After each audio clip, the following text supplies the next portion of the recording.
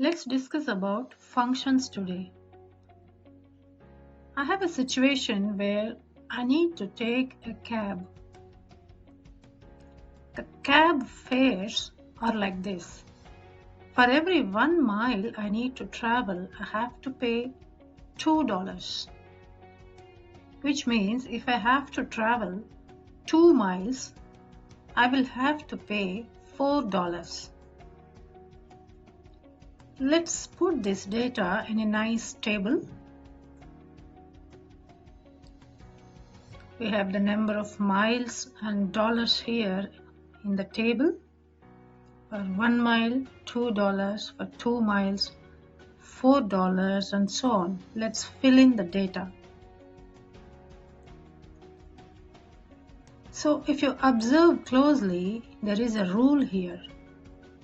There is a logic here.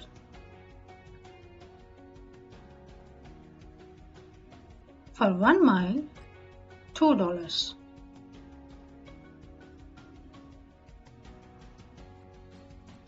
For 2 miles, $4.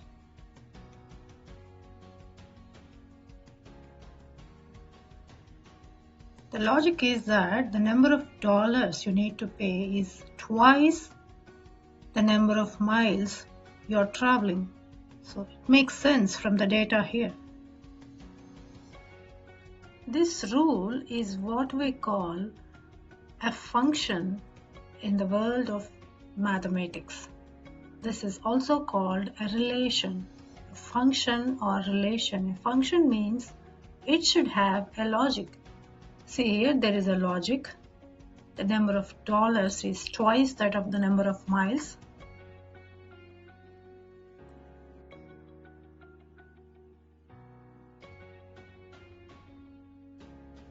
And also it should have an input and output. For every 1 mile, we have to pay $2.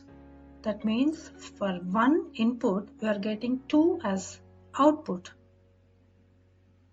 For 2 as input, we'll get 4. For 3, 6, and so on. We are giving an input and getting an output. And for each input, there should only be 1 output. Say we have an example here where instead of 3 we are having 2.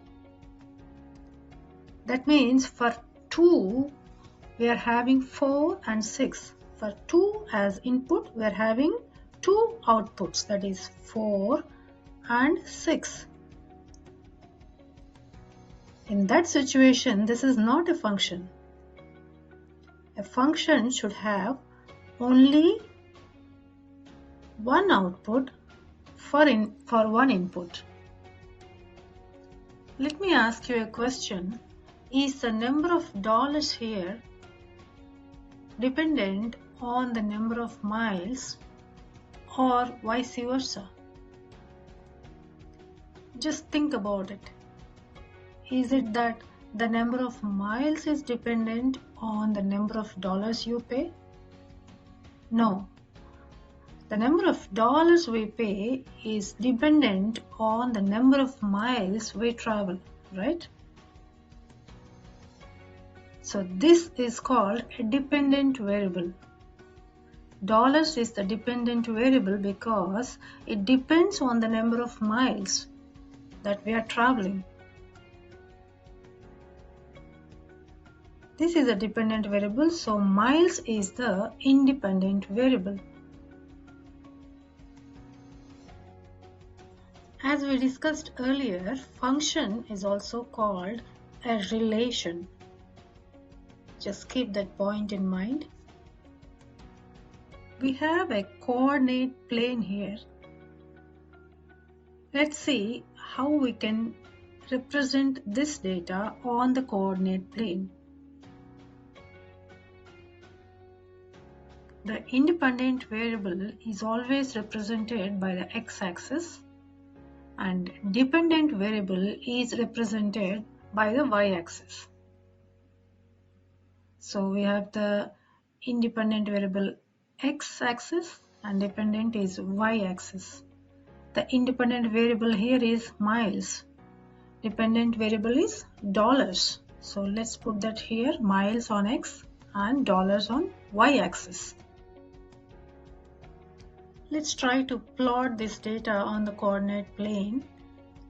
For X1, we are having Y2. X is 1 here and Y is 2. That's the point there.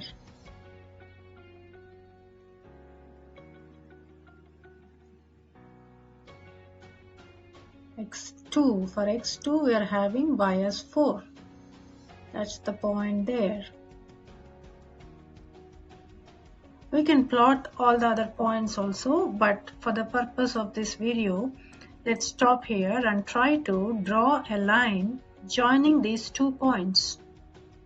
Here is the line.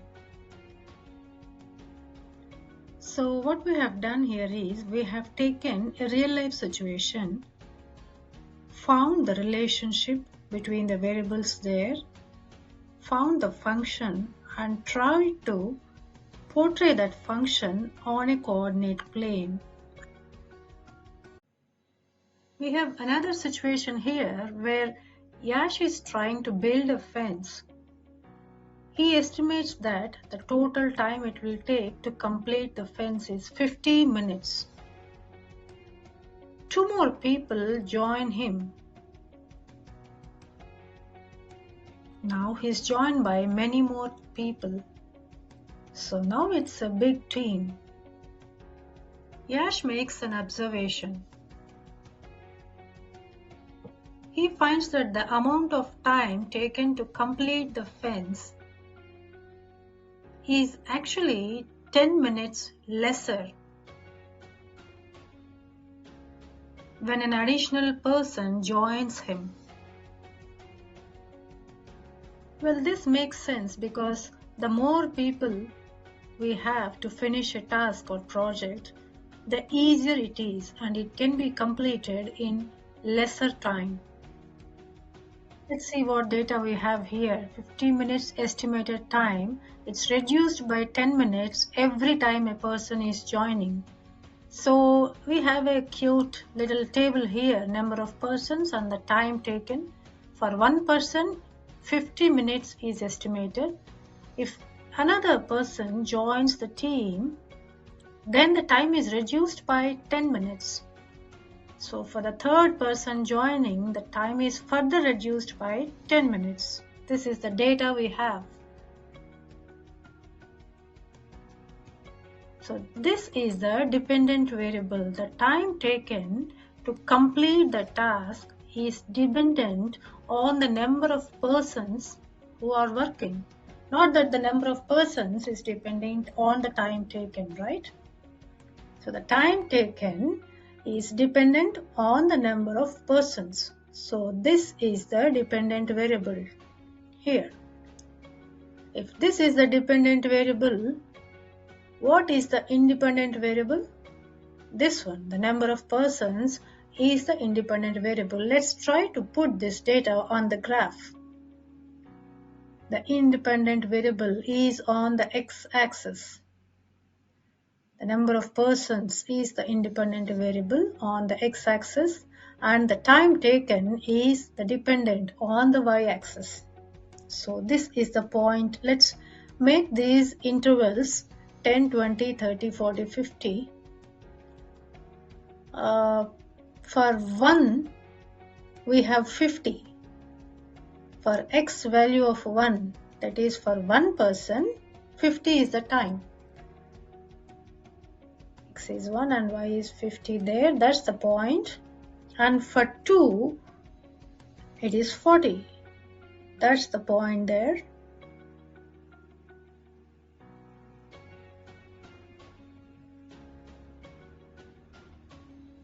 For 3, it is 30. Let's try to join these points and make a straight line. Okay, we have made a straight line. The input values are what we call the domain. The output values are called the range. Let's practice some questions on functions and graphs. We have some data here. Left side there is some data mapped onto the right side data. The left side data is the input data. The right side is the output data. There is some relation between these two. My question is this a function? For this to be a function, for every input value, we should only have one output value, not multiple output values. Looks like for an input data of 3, we only have one output value. But what about 6? For 6, we have two output values here. For an input value of 6, we are having two output values, 6 and 7. Two output values, so this cannot be a function. How about this? Is this a function? Remember, for each input value, we should only have one output value, then only it is a function. For an input value of 2 here, we are having 2 as the output. For 3, we are having 1. For 4, we are having 0. For 7, we are having 0.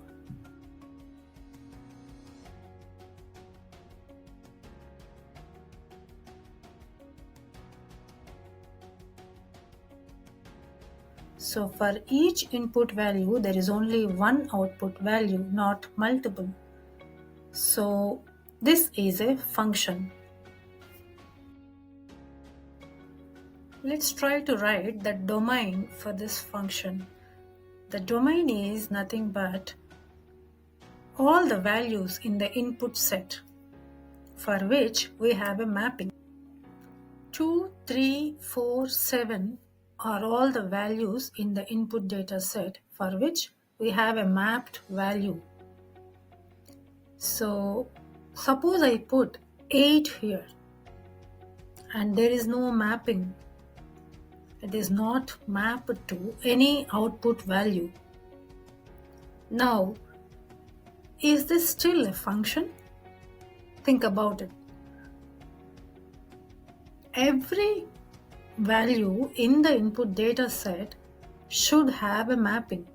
It should be mapped to a number in the output set. Only then it is a function. In this case, there is no mapping, there is no relation for 8. So, this is not a function. Also, we should not include this number 8 in the domain. Let's try to find the range. Range is nothing but all the set of values in the output data set for which we have a mapping. Can you spot the mistake here?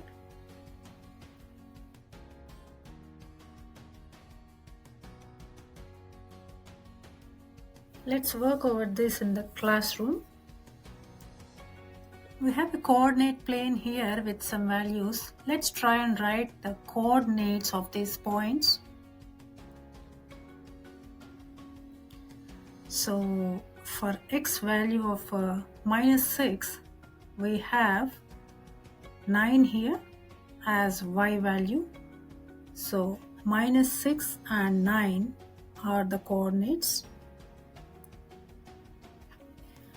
And then for the same x value of -6, we have -12. So -6 and -12 is the second pair. For the x value of 3, we have y3 again. So 3, 3 is the pair. For the same x value of 3, we have 9 as the y value. So 3, 9 is another pair. And for an x value of 9 here, So this is 9, 0. It is on the x-axis. So 9, 0 is the coordinate pair. And for an x value of 9, we have minus 12 again. So 9 and minus 12 is another pair.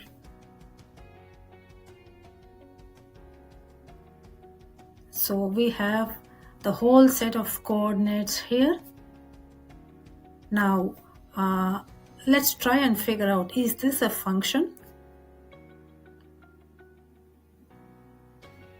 This is not a function because for each input value, let's say minus 6, we have more than one output values.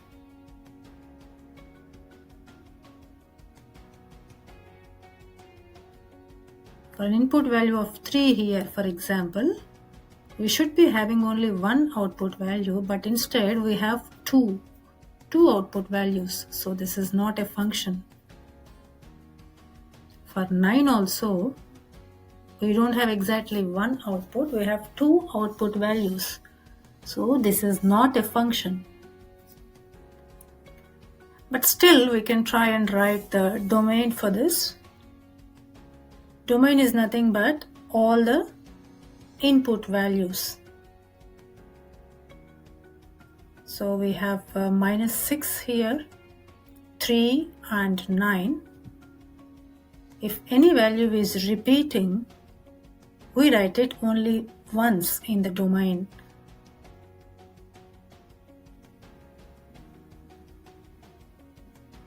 So let's try and write the range here. Range is nothing but all the output values.